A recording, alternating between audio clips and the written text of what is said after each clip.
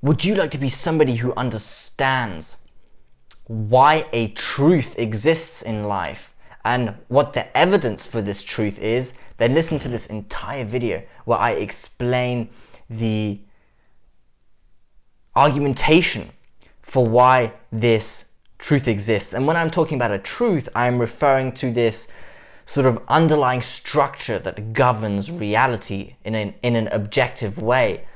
And if you abide by this law, you benefit. And if you collide or go against it, you suffer. And I will be deducing why this truth or law of the universe exists. Before we get into it, please give this video a thumbs up and subscribe to my channel if you'd like to learn more about self-development, dating, and how to reduce suffering in life. I actually just filmed this video, but I had my camera turned the wrong way around on my phone and I raged after recording it. So I'm doing it again now. So first, before we sort of try to argue why the truth exists, I will sort of explain the prominent belief systems, or some of them, that actually deny this existence of a truth. So belief systems and philosophies like moral relativism and nihilism are quite prominent in Western cultures. Moral relativism believes that there is no value that is objectively better than another value. There is no culture that is better than another culture. And this perspective obviously denies the existence of an underlying objective truth. It says that, integrity is not better than dishonesty, essentially. And nihilism believes that there is no value, no purpose, no meaning in anything. For example, it doesn't matter how you behave because the value of each kind of behavior is of the same value, in that it is pointless. Because I do believe that there is an existing truth, these beliefs like nihilism and moral relativism go against what I believe, and hence I do think because they go against what is true and what is real, they actually make humans suffer more. And these beliefs deny the nature of reality, that some behavior is better than other behavior. And when I claim better, this is very important. When I'm referring to if a behavior is better, I'm referring to the fact that some behaviors create more suffering than others. And of course, a better behavior would be one that produces less suffering, and a worse or a bad behavior would be one that produces more suffering. And because suffering is a highly relevant for humans, because if you're permanently and intensively suffering, you really can't do anything constructive apart from just dwell in your pain, and that's no way to live, and it may push you to commit suicide, and that's horrific. So the choice of your behavior is crucial. Now let me argue why such objective truths exist. Before we can go to the explanation, we need to agree on a few things. Assumption number one: less suffering is better than more suffering. Some people might disagree with this. I would not understand why. I would think they just don't understand really the nature of reality. But I would assume it's reasonable to think that, well, less suffering is better than more suffering. That's a key assumption we need to agree on. Assumption number two: suffering arises as a consequence of your behavior. So, depending on how you behave, you reap certain consequences in your life. Some of them may be better than others. Some may produce more suffering than others. And now, not all suffering stems from your behavior. You're not responsible for the tragedy in your life all the time. Let's say if you randomly get cancer, it may not necessarily be due to your behavior. It may just happen tragically, let's say. And one more thing we need to agree on is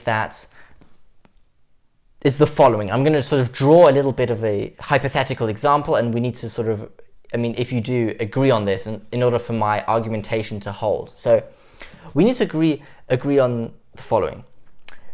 Let's say in a hypothetical situation, we have two values, integrity and dishonesty.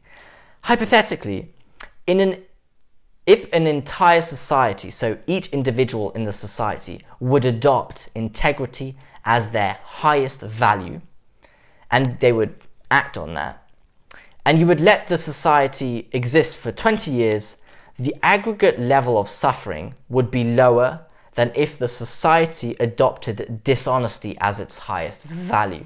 So let's say we have two societies that are identical, and you somehow convince the individuals of the society to adopt integrity as the highest value, and in the other society you convince the individuals to adopt dishonesty as the highest value.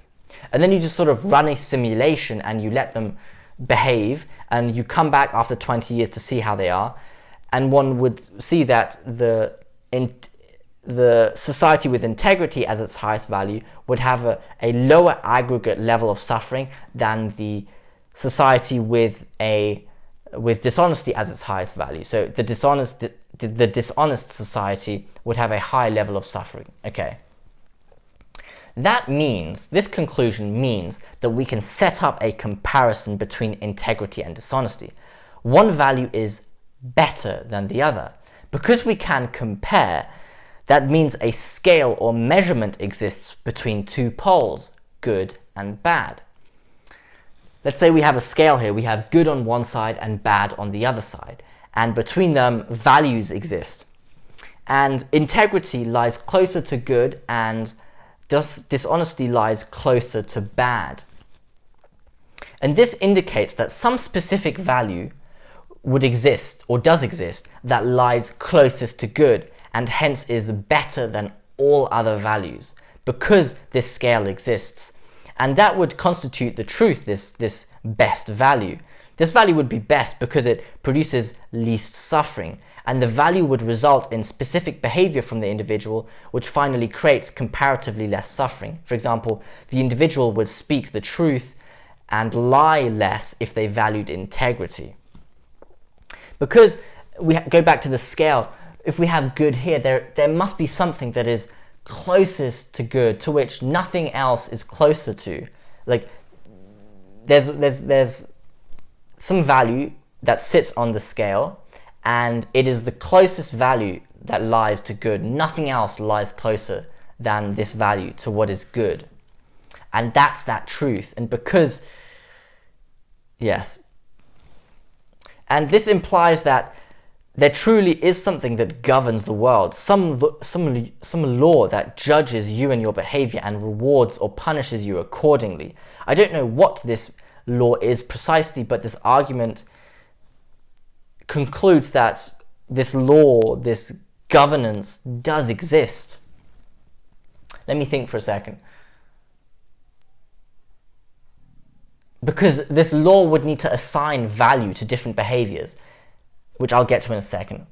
So we can extend this argument to not only focus on less suffering, but maybe even more than suffering, that we could focus potentially on certain value creation, so some positive aspect of behaviors. And if we think beyond suffering, there seems to be behaviors that create some positive value. Maybe that value is meaning, fulfillment, or happiness. And some behaviors create more of these values than others. For example, disciplined behavior versus impulsive pleasure seeking.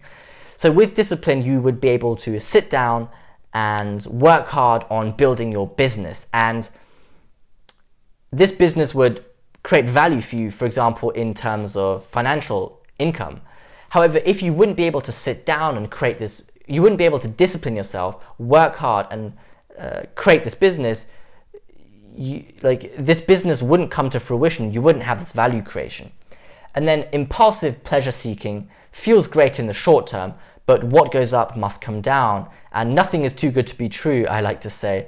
You simply do not feel good after excessive drinking, binging Netflix, or eating junk food. The high is always accompanied with a low, and essentially close to no value is created, or even negative value is created, because it might be damaging for your body and psyche, hence it makes you suffer. So if we compare these two behaviors, disciplined behavior versus impulsive pleasure seeking, disciplined behavior creates more positive value.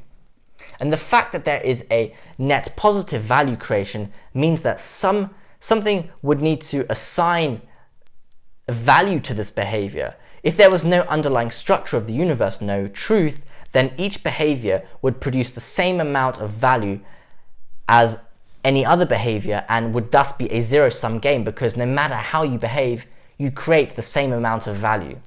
And this is just wrong, first of all. By the way, I think a lot of people actually adopt this attitude because they believe that their behavior has no meaning in the grand scheme of things, and they are actually trying to avoid responsibility for the consequence of their actions, and hence they can behave how they want. And this is kind of, in a way, impulsive pleasure seeking, because you don't bear the consequence for your behavior and you just want the good stuff, basically. And this is like what a teenage boy would dream, you know. It's like, I'm allowed to drink as much, I'm allowed to screw around, I'm allowed to be as violent as I want, because the consequence of my behavior would be the same as if I behave ethically and nobly, which is not true. This is not the case. But life is not a zero-sum game. It can be either a negative or a positive sum game, depending on how you behave. So the outcome depends on your behavior. And because some behavior like murder, stealing, lying, genocide obviously increases suffering in life, it means that there is a direction that can be followed towards a bad place, a place of suffering, more suffering. But because there is a trajectory directing towards what is bad, there must by default be a trajectory that is heading the other direction towards what is good. Because if you're going down like this slope indicates that you can simultaneously, or not simultaneously, but you are also able to move the other direction towards what is good, because life is always drawn between two extreme poles. It is never unidimensional. It is always multidimensional, and you exist between these two poles. And because if you can go to one direction, it by default means you can go the other direction. Because if there's a sense of dimension, well, because moving is a sense of dimension, but if there was no dimension, you wouldn't be able to move. Because you can move, that means there is dimension, and in order for there to be dimension, you need at least two poles that